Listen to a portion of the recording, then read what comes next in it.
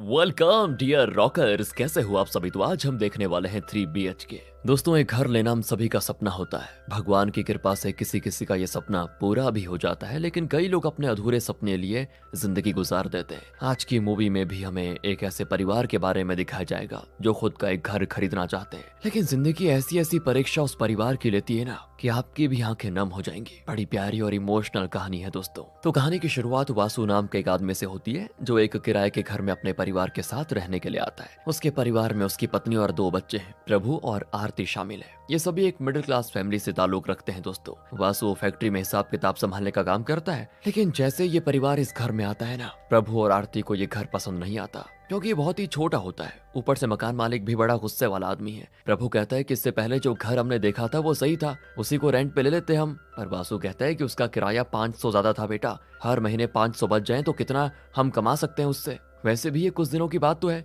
उसके बाद तो हम अपना घर खरीद लेंगे ना। तो प्रभु कहता है कि रहने दो पापा, बचपन से सुनता आया हूँ कि अपना घर लेंगे, अब लेंगे तब लेंगे, पर हमेशा किराए के घर में ही रहना पड़ जाता है। तो प्रभु की माँ उसको डांटते हुए कहती है, अरे ऐसे कैसे बात कर रहे हो पापा से, माफी मांगो चलो। अरे कितने मुश्किल से वो घर चलाते हैं तुम्हें पता भी है। जब खुद कमाना शुरू करोगे ना तो पैसे की अहमियत पता चलेगी। ये सुनकर प्रभु अपने पिता से माफी मांगता है कि पापा मुझे माफ कर दीजिए, मुझे ऐसा नहीं कहना चाहिए था, मुझसे गलती हो गई। तो वासु भी कहता है, नहीं बेटा तुम्हारी गलती नहीं है, गलती मेरी है। मैं हमेशा कहता हूँ घर खरीद लेंगे, लेकिन मैं कभी खरीद नहीं पाया। पर अब नहीं, मैंने बड़ी मुश्किल से थोड़े पैसे बचाकर 7.5 लाख रुपए जमा कर लिए हैं। इस बार देखना हम घर पक्का खरीद लेंगे, पर तब तक तो हमें यहीं पे रहना होगा ना। चलो बेटा हम चलते हैं किसी अच्छे एरिया में घर देखने के लिए, पसंद आ गया तो खरीद लेंगे। ये सुनकर परिवार के बाकी लोग भी काफी ज्यादा खुश होते हैं और पूरा परिवार शहर में ही कोई घर ढूंढने के लिए निकल पड़ता है। अब याद रखने वाली बात यह है दोस्तों कि यह समय है 2005 का, इसलिए वासु को लगता है कितने पैसे काफी है एक घर खरीदने के लिए। अब थोड़ी देर ढूंढने के बाद उनको एक अच्छा सा फ्लैट नजर भी आ जाता है जो अभी तैयार नहीं हुआ है, थोड़ा टाइम लगेगा तैयार होने में। अगर लेना है तो उसकी एडवांस बुकिंग देनी होगी। एजेंट वासु से कहता है कि बताइए सर, फ्लैट लेना है ना आपको, इसकी कीमत है 15 लाख रुपए। ये सुनकर वासु परेशान, वो कहता है कि मेरे पास तो 7.5 लाख है, इतने में नहीं मिल सकता क्या कोई। तो एजेंट बताता है कि क्या सर, 7 से 8 लाख में बिल्डिंग में फ्लैट ढूंढ रहे हो, बताओ इतने में झोपड़पट्टी मिलेगी आपको, बस 15 से कम नहीं होगा काम। लेना है तो लीजिए वरना टाइम खराब मत कीजिएगा। अब ये सुनने के बाद वासु को समझ नहीं आता यार क्या करूं। सोचता है कि जो मेरे घर लेने का सपना है कभी पूरा हो भी पाएगा या नहीं। निराश होकर अपने परिवार के साथ घर वापस आ जाता है और परिवार के लोग भी उदास होते हैं यार। तब आरती अपने पापा वासु से कहती है, देखिए पापा, हम एक प्लान बनाते हैं और उसके मुताबिक काम करेंगे तो कम से कम 1 साल में 15 लाख जमा हो जाएंगे। अभी हमारे पास कितने 7.5 लाख, और अगर हम हर महीने 10,000 की सेविंग करते हैं, माँ ने भी कहा है कि वो अपनी ज्वेलरी बेचने को तैयार है जिससे हमें कुछ और पैसे मिल जाएंगे। मैंने सारा हिसाब लगा लिया है, तो जहाँ तक हम अगर हर महीने 10,000 सेविंग करते हैं और अगर सिर्फ 1 साल के लिए 25,000 की सेविंग कर दें तो अगले साल तक 15 लाख हो जाएंगे हमारे पास। इसी बीच हम बीच में कोई भी खर्चा नहीं करेंगे, सारे के सारे पैसे बचाएंगे, इससे हमारा सपना पूरा हो जाएगा घर लेने का।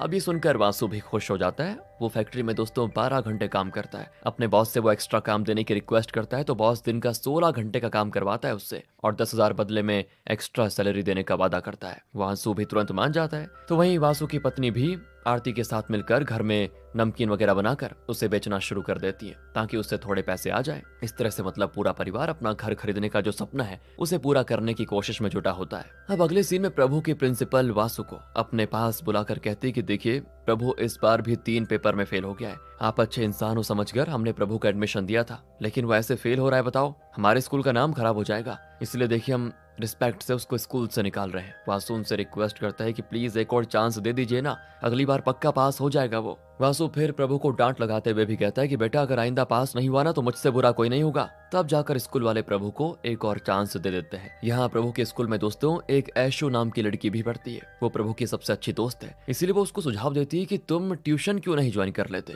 वहाँ पर भी पढ़ोगे तो आसानी से पास हो जाओगे। प्रभु फिर वासु के पास आकर ट्यूशन की बातें करता है जिसकी फीस होती है दोस्तों 1000 रुपए हर महीने। आरती कहती, नहीं पापा ट्यूशन मत कराओ, मैं डेली इसको सुबह 5 बजे उठा दिया करूंगी, अच्छे से पढ़ लेगा ये। लेकिन दोस्तों यहाँ वासु प्रभु का फ्यूचर खराब नहीं करना चाहता, इसीलिए वो ट्यूशन की फी भरने के लिए तैयार हो जाता है और अब से प्रभु ट्यूशन जाने लग जाता है। पर इससे हर महीने क्या होगा, जो सेविंग इन्होंने कैलकुलेट की है वो हो नहीं पाएगी पूरी। पर जो भी हो, इस समय वासु को सबसे ज्यादा टेंशन है प्रभु के फ्यूचर की। सोचता है कि जहाँ इतने साल इंतजार किए, कुछ और टाइम सही, भगवान ने चाहा तो अपना घर जरूर होगा। लेकिन प्रभु के फ्यूचर में खिलवाड़ नहीं होने देंगे, इसलिए उसने प्रभु की भलाई का सोचा दोस्तों। अब ट्यूशन जाने से प्रभु की पढ़ाई में थोड़ा थोड़ा इंप्रूवमेंट हो रहा होता है, जिससे वासु बड़ा खुश भी होता है कि चलो पैसे लग रहे हैं तो बच्चा पढ़ तो रहा है कम से कम। और प्रभु की दोस्त ऐशु हमेशा प्रभु के साथ रहती है, उसकी हर चीज में हेल्प करती है, जिससे दोनों की स्कूल लाइफ बहुत ही बढ़िया तरीके से चल रही होती है। इसके बाद 12th का फाइनल एग्जाम आ जाता है दोस्तों। प्रभु जब एग्जाम हॉल में आता है ना, पेपर देखकर पूरा ब्लैंक हो जाता है। हालांकि उसने पढ़ाई अच्छे से की थी, लेकिन उसके दिमाग में पता नहीं क्या घूम रहा होता है। उसके दिमाग में बस यही चलता है कि पापा ने घर लेने के सपने को डिले करके मेरा ट्यूशन में एडमिशन करवाया। ऐसी परेशानियों से जूझ कर भी मुझे पढ़ा रहे हैं पापा, मुझे एग्जाम में अच्छा तो करना ही होगा। पर दोस्तों इसी चीज की टेंशन में वो पेपर ठीक से नहीं लिख पाता, और जब रिजल्ट आता है तो प्रभु पास तो हो गया होता है, लेकिन बहुत ही कम नंबर से, और वो नंबर काफी नहीं होते किसी कॉलेज में स्कॉलरशिप हासिल करने के लिए। इस चीज से प्रभु का दिल टूट जाता है कि मैं पापा को क्या मुंह दिखाऊंगा। वो तो फिर भी पास हो गया था दोस्तों, लेकिन ऐशु बेचारी फेल हो जाती है, क्योंकि एग्जाम से पहले उसके माता पिता का झगड़ा हो गया था। उसके पिता ने उसकी माँ को मार मार कर घर से बाहर निकाल दिया, और इसी चीज की टेंशन में वो एग्जाम में अच्छे से नहीं लिख पाई। तो प्रभु उसको दिलासा देता है कि देखो सब ठीक हो जाएगा, तुम एक काम करो, री एग्जाम देना। लेकिन ऐशु उदास होकर चली जाती है कि यार अब कुछ नहीं हो सकता। और दोस्तों यही वो टाइम था कि इसके बाद से प्रभु दोबारा कभी ऐशु से मिला ही नहीं। उसने उसको ढूंढने की कोशिश की, लेकिन ऐशु हमेशा हमेशा के लिए शहर जा चुकी थी। उसी के साथ साथ वासु भी प्रभु के कम मार्क्स से दुखी था कि अब अगर उसका कॉलेज में एडमिशन करवाना है तो बहुत ही मोटी फी देनी पड़ेगी। वो प्रभु से पूछता है तुम्हारा क्या सपना है बेटा, कौन से फील्ड में जाना चाहते हो? प्रभु कहता है पापा मैं मैकेनिकल इंजीनियरिंग करना चाहता हूँ, जिसकी फीस ज्यादा है वैसे। तो वासु कहता है ठीक है, हम कुछ साल के लिए घर खरीदने का प्लान पोस्टपोन कर देते हैं, कुछ सालों के बाद देख लेंगे घर बेटा, लेकिन अभी तुम्हारा फ्यूचर सबसे ज्यादा इंपॉर्टेंट है हमारे लिए। देखा दोस्तों, माता पिता ऐसे ही होते हैं, वो अपने हर सपने ना कुर्बान कर देते हैं बस अपने बच्चों के फ्यूचर के लिए। बच्चों के चेहरे की एक हंसी के सामने उन्हें अपना दुख नजर नहीं आता, और वासु भी बिल्कुल ऐसा ही है। इसलिए वासु प्रभु को एक कॉलेज में लेकर आ जाता है। वहाँ का प्रिंसिपल वासु से कहता है क्या मैकेनिकल इंजीनियरिंग करवा रहे हो? अरे IT करवाओ, अभी बहुत डिमांड है इस चीज की, मैकेनिकल में कुछ नहीं रखा है। तो वासु प्रभु से कहता है प्रिंसिपल को ज्यादा जानकारी होगी बेटा, वो सही कह रहे होगे, तो एक काम करो तुम IT के पढ़ाई कर लो, क्या पता इससे तुम्हारा फ्यूचर और बढ़िया हो जाए। अब प्रभु तो यहाँ ये करना नहीं चाहता था, लेकिन वासु का दिल रखने के लिए वो IT में एडमिशन करवा लेता है। अब दोस्तों कॉलेज में आने के बाद पहले दिन उसकी मुलाकात मनोज नाम के बंदे से होती है। वो काफी ज्यादा घबराया हुआ लग रहा होता है, तो वो जब प्रभु को भी थोड़ा सा घबराए हुए देखता है तो उससे बात करने की कोशिश करता है। बात करते करते दोनों एक दूसरे को अपने बारे में बताते हैं। इस तरह से दोनों में दोस्ती हो जाती है। मनोज टॉपर बंदा था, लेकिन प्रभु एक एवरेज, इसलिए कभी कुछ टीचर सवाल करते तो मनोज अच्छे से जवाब दे देता,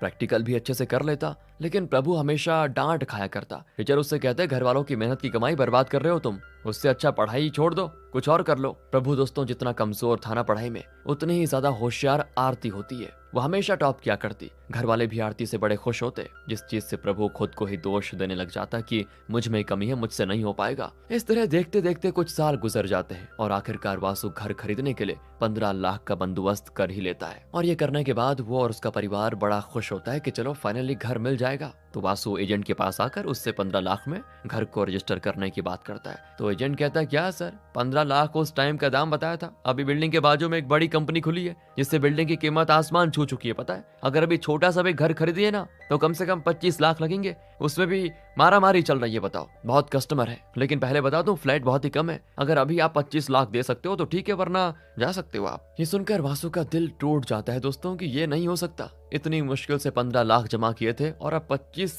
कैसे? जान तोड़ मेहनत लगी थी वासु कितने सालों में, तभी जाकर ये पैसे जमा हुए थे दोस्तों। वासु सोचता है कि जब तक 25 लाख जमा होंगे तब तक कीमत और बढ़ जाएगी, शायद मैं कभी घर खरीद ही नहीं पाऊंगा। यहाँ वासु बड़ा परेशान था दोस्तों। तो वहीं प्रभु हर एग्जाम में कुछ पेपर्स में फेल हो जाया करता, इससे वो खुद को बहुत ही ज्यादा टेंशन में ले लेता। वो उस टॉपर मनोज से कहता है कि भाई मुझसे ये पढ़ाई नहीं होगी यार, मैं जा रहा हूँ कुछ और करने, कोई छोटा मोटा काम करने के लिए, ताकि कम से कम घर की परेशानी तो खत्म हो जाए। और वैसे दोस्तों मनोज भी गरीब परिवार से था, तो वो और मनोज कॉलेज की छुट्टी होते फैक्ट्री में काम करने चले जाते, और प्रभु घर पर ये कह दिया करता कि मैं मनोज के साथ उसके घर जाकर पढ़ाई करता हूँ। अब अगले सीन में वासु जब अपनी फैक्ट्री में आता है तो उसे वहाँ पे बॉस नहीं बल्कि बॉस का बेटा दिखाई देता है, जो अब से अपने पिता की कुर्सी संभालेगा। और ये बॉस का बेटा थोड़ा गुस्सा वाला आदमी है। वासु से कहता है कि पिताजी बीमार हैं, अब से मैं यहाँ रहूंगा, मैंने कंप्यूटर मंगवाया है, अब से सारा हिसाब किताब टैली में करवाना होगा, ये एक सॉफ्टवेयर है, आपके पास 1 महीने का टाइम है, इसके अंदर टैली सीख सकते हो तो ठीक है, वरना किसी और को ढूंढना पड़ेगा।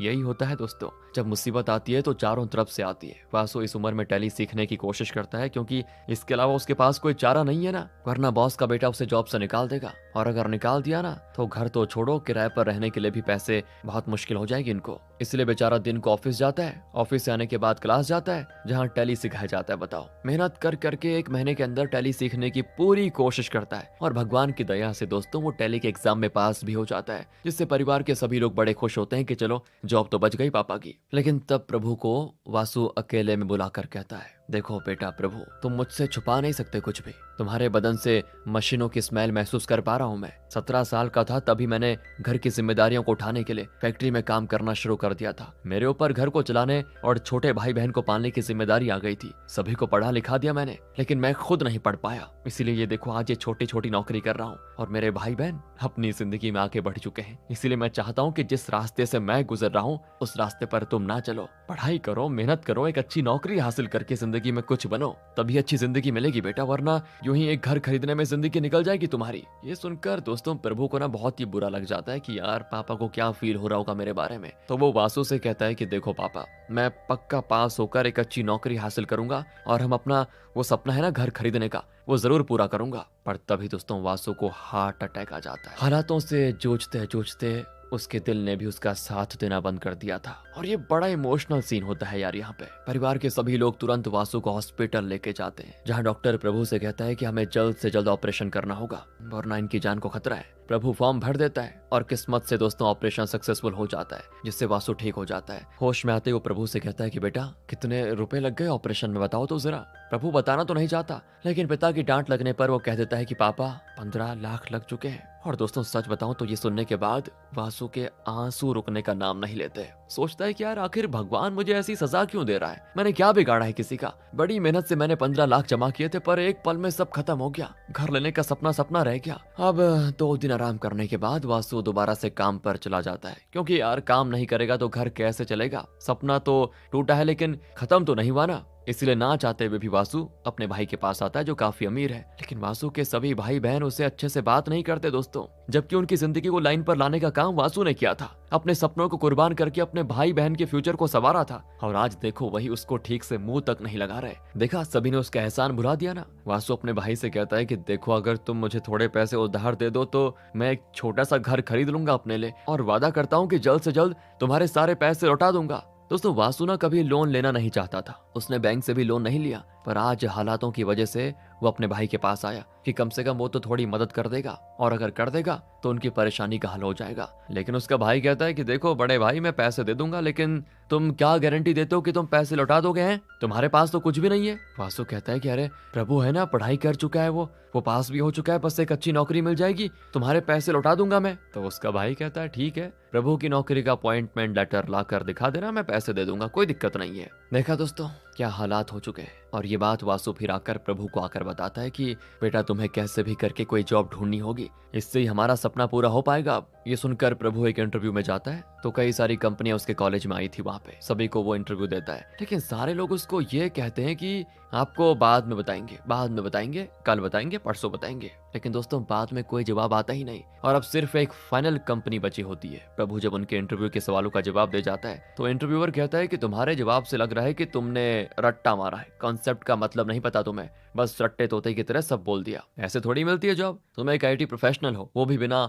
आईटी की जानकारी के, बताओ। इसलिए माफ करना, हम तुम्हें सिलेक्ट नहीं कर सकते। तुम्हारे कॉलेज से सिर्फ मनोज नाम का बंदा सिलेक्ट हुआ है और कोई भी उतने काबिल का नहीं है। ये सुनकर प्रभु का दिल टूट जाता है दोस्तों, लेकिन वो मनोज के लिए बड़ा खुश था, क्योंकि बहुत ही अच्छा दोस्त था उसका वो। प्रभु जैसे ही निराश घर में आता है ना, वासु को पता चल जाता है कि प्रभु को जॉब नहीं मिली, जिससे वो भी उदास। कितनी मुसीबतें इस परिवार के ऊपर आ चुकी हैं, उसका हिसाब नहीं था। लेकिन ये तो कुछ भी नहीं है दोस्तों, आगे देखना और मुसीबतें इनको झेलनी पड़ेंगी। अब प्रभु को जो नौकरी मिलती वो कर लेता। पैम्पलेट बांटना, डिलीवरी करना जैसे छोटे मोटे काम वो सब कर लिया करता। उसी के साथ साथ वो कई कंपनियों में इंटरव्यू भी देता, लेकिन कहीं से कामयाबी मिलती भी नजर नहीं आती। यहाँ तक कि वो कुछ गवर्नमेंट एग्जाम भी देता, पर उसमें भी वो फेल हो जाता। प्रभु मेहनत करने वाला तो था, लेकिन किस्मत उसका साथ नहीं दे रही थी। और तब मनोज उसको फोन करके कहता है कि हमारी कंपनी में एक एम्प्लॉय की पोस्ट खाली है, एक बार एक काम कर, फिर से इंटरव्यू दे दे। क्या पता तुम्हें सिलेक्ट कर लें। वो मैंने उनको तुम्हारे बारे में बताया है, वो तुम्हारे जैसे मेहनती लड़के की तलाश में हैं। तो प्रभु फिर से इंटरव्यू दे जाता है। वो लोग प्रभु से कहते हैं कि हमने तुम्हारे बारे में जानकारी निकाली,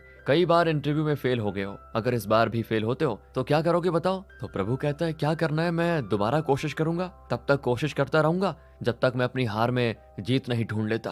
पिताजी ने मुझ पे भरोसा किया है और मैं उनके भरोसे को बरकरार रखना चाहता हूँ। ये सुनकर वो इंटरव्यू वाले प्रभु से कुछ और सवाल करते हैं और उसके सही जवाब देने के बाद वो प्रभु को फाइनली नौकरी पर रख लेते हैं। आखिरकार दोस्तों उसकी मेहनत रंग लाई और उसको एक अच्छी जॉब भी मिल गई। इस चीज से उसकी खुशी का ठिकाना नहीं होता, घर में भी खुशी का माहौल होता है। प्रभु हर दिन टाइम पे काम पर जाता, अपने सारे काम करता, एक्स्ट्रा टाइम भी करता, लेकिन कभी कुछ नहीं कहता क्योंकि उसे इस नौकरी की अहमियत पता है। ऐसे ही काम करते करते कुछ साल गुजर जाते हैं और तब प्रभु अपने माता पिता को सरप्राइज देता है कि मेरा होम लोन अप्रूव हो गया है, मैं लोन लेकर घर खरीद सकता हूँ जिसकी ईएमआई मैं सैलरी से दूंगा। इस बार आखिरकार हम अपना घर खरीद लेंगे पिताजी माँ जी। और दोस्तों इस परिवार का अब जाकर सपना पूरा होते हुए नजर आ रहा था। तो ये लोग एक अच्छा सा घर देखने भी जाते हैं जो उन्हें पसंद भी आ जाता है। लेकिन तब वासु से मिलने उसका भाई आता है। वो कहता है कि मेरी नजर में एक अच्छा रिश्ता है जो आरती के लिए बिल्कुल सही रहेगा, अच्छे परिवार के लोग हैं, दहेज की मांग भी नहीं है, तो मैंने सोचा ये शादी हो जाती तो अच्छा रहता। तो ये सुनकर वासु लड़के वालों को घर बुला लेता है जहाँ आरती लड़के से बात करके खुश लगती है।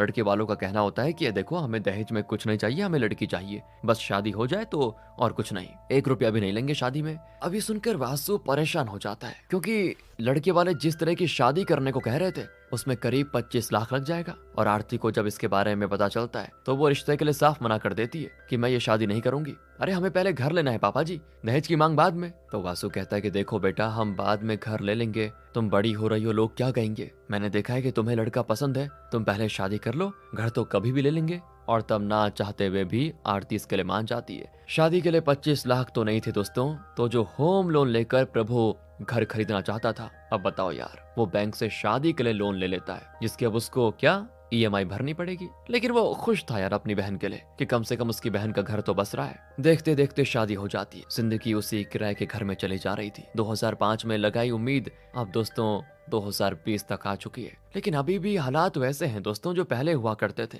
अगले सीन में वासु प्रभु से कहता है कि बेटा मेरी नजर में एक लड़की है, हमारे पहचान वाले की है, अच्छे घर की लड़की है और लड़की वाले शादी की सभी जिम्मेदारियों को उठाने के लिए तैयार हैं। प्रॉब्लम बस इस बात की कि लड़की थोड़ी सी शॉर्ट टेम्पर है, छोटी छोटी बात पर उसको गुस्सा आ जाता है, बस ये तुम्हें हैंडल करना होगा, बाकी सब ठीक है, हमारी अभी की कंडीशन के हिसाब से ये रिश्ता बेहतर होगा बेटा। प्रभु कहता है कि पापा मुझे शादी नहीं करनी है, अरे पहले हम घर लेंगे इसके बाद देखा जाएगा। लेकिन माता पिता के समझाने पर उनकी खातिर प्रभु मान जाता है और वो उस लड़की के साथ एंगेजमेंट की शॉपिंग करने एक मॉल में आता है। पर जैसे वो दुकान पर आता है ना कपड़े दिखाने के लिए, वहाँ ऐशु खड़ी होती है। वही ऐशु दोस्तों जो कि स्कूल के टाइम पर प्रभु की सबसे अच्छी दोस्त थी। उसको देखकर प्रभु हैरान कि इतने दिनों के बाद तुम इस हालात में, मैंने नहीं सोचा था। वो ऐशु के साथ अकेले में बात करता है जहाँ ऐशु उसको अपने बारे में बताती है कि वो कितनी परेशानियों से गुजर रही है। वो कहती है पता है जब मैं तुम्हारे साथ थी तब की जिंदगी बहुत बेहतर थी, लेकिन अब बस जी रही हूँ। प्रभु भी ऐशु को बहुत ज्यादा पसंद करता था दोस्तों, और जिससे उसकी शादी हो रही थी ना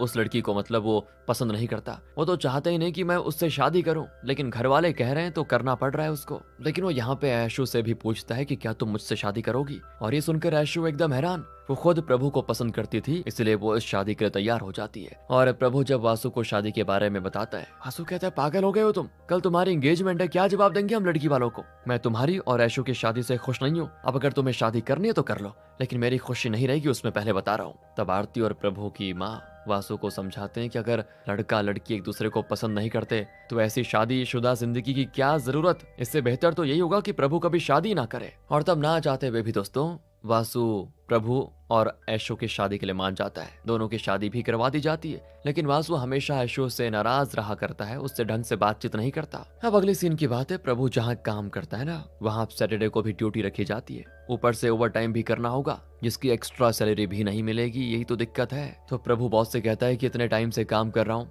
हमेशा अपना बेस्ट दिया है मैंने, आपको मेरा प्रमोशन करना चाहिए ना, और आप देखो प्रमोशन के बजाय ओवर टाइम करवा रहे हो, ये कैसे चलेगा। तो बॉस कहता है कि देखो ये लॉकडाउन का टाइम टाइम है। एक तो लोगों को जॉब नहीं मिल रही और तुम जैसे लोगों को ज्यादा पैसे चाहिए। बताओ, नहीं करना तो मत करो, तुम्हारी सैलरी में ना 10 लोग मिल जाएंगे काम करने को। ये सुनकर प्रभु फिर परेशान। दोस्तों, इनकी जिंदगी में खुशियां तो नाम बराबर की थी, पर परेशानियों की कोई सीमा नहीं थी यार। क्या जिंदगी। और ये मुसीबत कम नहीं थी। आरती के ससुराल वाले वासु को हॉस्पिटल बुलाते हैं क्योंकि आरती ने अपने पति पर हमला करके उसको घायल कर दिया था। लड़के वाले वासु से कहते हैं कि अपनी बेटी को लेकर जाओ, नहीं चाहिए ऐसी लड़की हमको जो अपने पति पर हमला करे। बेचारा वासु आरती को लेकर घर आता है और उससे कहता है कि क्या हुआ तुम्हें, ऐसे कोई करता है क्या? तो आरती कहती है कि पापा, उस घर वालों ने जो मेरे साथ किया ना, उसके मुकाबले कुछ भी नहीं है। आपने शादी तो करवा दी, लेकिन लड़के के परिवार वाले के बारे में जानकारी नहीं निकाली कि वो कैसे लोग हैं। मुझे बहू से ज्यादा एक काम वाली की तरह यूज करते हैं और अपने पति के अत्याचार सहने के बाद घर वालों ने भी अत्याचार करना शुरू कर दिया था मुझ पे। आरती की माँ कहती है सुनकर कि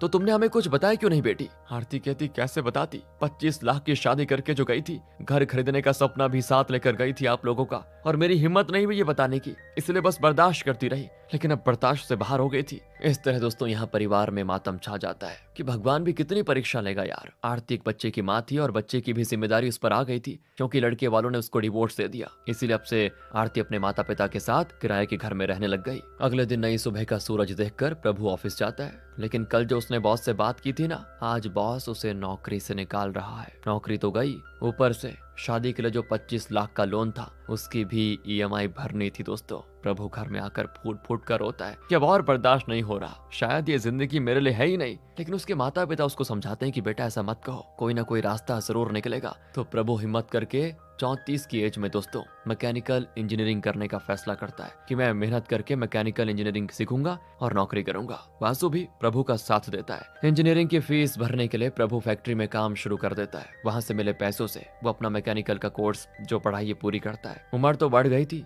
लेकिन सीखने का जज्बा खत्म नहीं हुआ था। जिंदगी में हर बार हारने के बाद प्रभु इस बार जीत की उम्मीद लिए नए सफर पर निकल पड़ता है। उसी तरह से आरती भी नौकरी पर लग जाती है ताकि घर के खर्चे चला सके। वासु बूढ़ा हो चुका था, इसलिए उसको नौकरी से निकालकर दूसरों को नौकरी दी गई। वासु अपने बच्चों पर ही दोस्तों पूरी तरह से डिपेंड था। हालात ऐसे हो गए थे कि घर मुश्किल से चले, घर खरीदना तो नामुमकिन नजर आ रहा था। लेकिन वो कहते हैं ना, भगवान के वहां देर है अंधेर नहीं, जब उनकी चलती है तो किसी की नहीं रुकती। ऐसा ही दोस्तों प्रभु के साथ होता है। जिंदगी से हारे हुए को अब कोई एग्जाम नहीं हरा सकता था। अपनी मेहनत से वो मैकेनिकल का कोर्स पूरी कर लेता है और वो भी बहुत ही अच्छे मार्क्स से, जिससे उसको एक अच्छी नौकरी मिल जाती है। वहाँ सैलरी भी अच्छी होती है और उसकी मेहनत की पढ़ाई, उसका फल उसको मिल जाता है। कुछ साल काम करने के बाद प्रभु शादी के लिए जो लोन था उसे क्लियर कर लेता है और होम लोन के लिए करता है अप्लाई। वो भी अप्रूव हो जाता है और तब प्रभु अपने माता पिता को दोस्तों उसी बिल्डिंग में लेकर आता है जहाँ 15 लाख का वो घर उस समय नहीं ले पाए थे वो लोग। और आज प्रभु की मेहनत से उसने एक